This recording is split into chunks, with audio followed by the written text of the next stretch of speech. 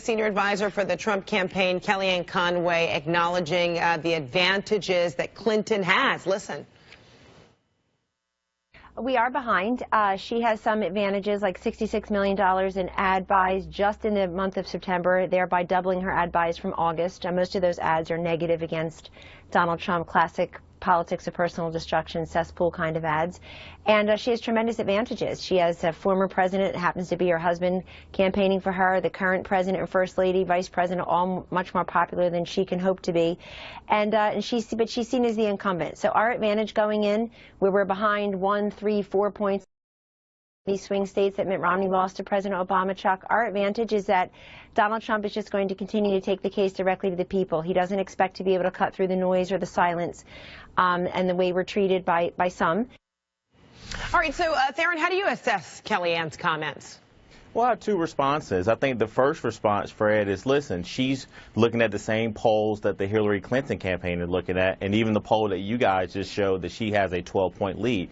I think that she is admitting that they have done a very poor job of really getting the numbers that they needed in the key battleground states like Florida, Ohio. And if you even look at where Hillary Clinton is today, I mean, this is the state that President Obama won in 2008, that's North Carolina. But she's able to go there today, Fred, because she has a sizable lead in predominantly all the battleground states. Now, the second thing that really struck me about her comments was that she talked about how President Obama and First Lady Michelle Obama and Vice President Biden and her running mate are all across the country campaigning for her.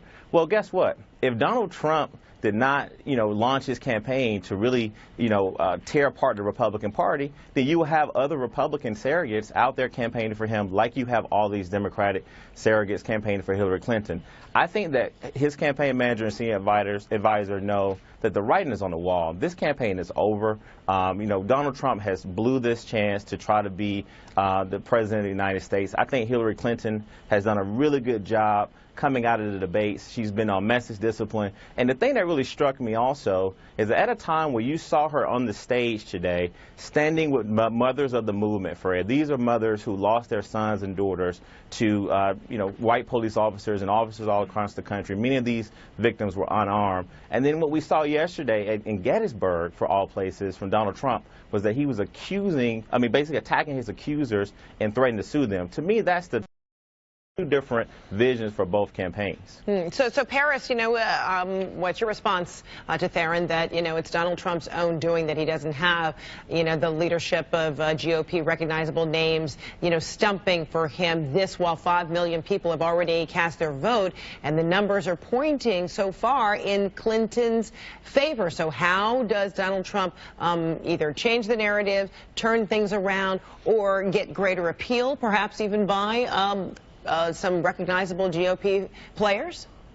I mean, just like Secretary Clinton said in the last debate, whew, okay, because that was a lot. So let me just shake the shoulders, though. I did, shake the shoulders. Let me get back. Let's get down to it, Fred. At the end of the day, Kellyanne, the campaign manager, did something that was what she should do. She laid out the facts to the American people. The writing is on the wall, and the writing that's on the wall is that this is going to be a tight election. It's going to go down to the wire. There's no blowout. There's not going to be a huge blowout for Secretary Clinton, and I don't think there's going to be a huge blowout for Mr. Trump. And you still feel that, even though you heard Kellyanne Conway, who said, we are behind. It was an admission of sorts, right? Yeah, you're right, Not even Fred. of sorts, it was. It's an admission that we are behind, but we have ground to make up. And the question is, after all the things that have gone on with respect to the way the media, and I believe a lot of other surrogates on the other side have really attacked Mr. Trump, he's still only a few points behind. If Secretary Clinton was such a strong candidate, had such a groundswell of support and energy, enthusiasm around her campaign,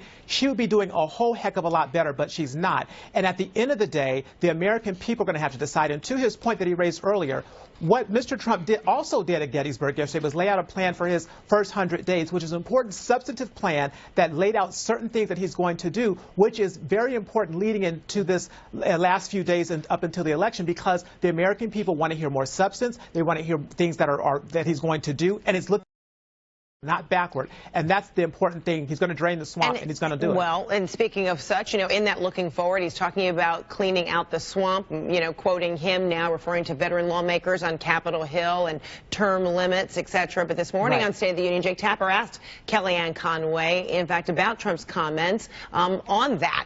Listen to what was said. Let's talk about Mr. Trump's call to drain the swamp. One of the things that he wants to do is to amend the Constitution so that one can only serve 6 years in the House, 6 years in the Senate. Now, Donald Trump's running mate, current governor, former member of the House, Mike Pence, he served 12 years in the House when Mike Pence was leading the fight against the Wall Street bailout in his 8th year. Was he part of the swamp? Well, he was definitely living in the swamp, but in the case of Mike Pence, who's been a friend and a client for many years, I can tell you those were dark days for him because he was up against Republican president, also voting against No Child Left Behind, voting against TARP, voting against the Medicare Part D. Very difficult to do that against a member of your own party when he's president. But Mike Pence and people like him gave that principled commitment to the people of Indiana's 6th congressional district at the time, and he, in fact, held his promises. We don't see that from everyone. Well, I'm saying, but the proposal would bar somebody like Mike Pence from serving more than 6 years, and it sounds like you think that's exactly the kind of person who should be in Congress. And Mike Pence would agree with Donald Trump on that when you're there for too long, you need that fresh blood and new perspective. I wish there were more members like Mike Pence.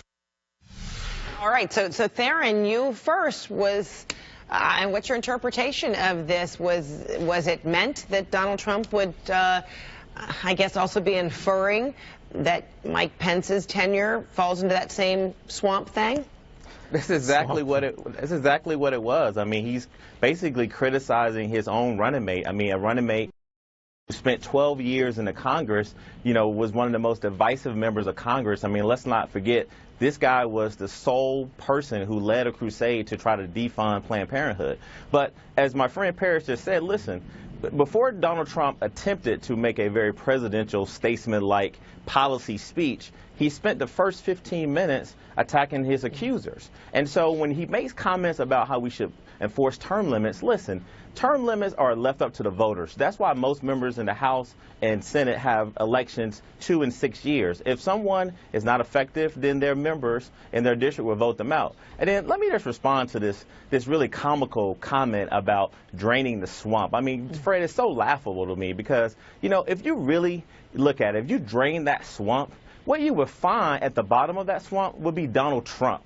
I mean, and you would see that to the side of him would be his playbook and his campaign of showing you how not to run a campaign when you're trying to become president of the United States. All right, Paris, real quick, a response to that. Look, at the end of the day, the American people do not have a good feeling about the direction of the Congress. They have very, very low approval ratings. So when Mr. Trump talks about draining the swamp, he's talking about getting rid of the toxicity that's here in Washington, D.C., the gridlock, the things that are not being done to get this country back to where it needs to be to make America great again. So he wants to do that. And I can just say this.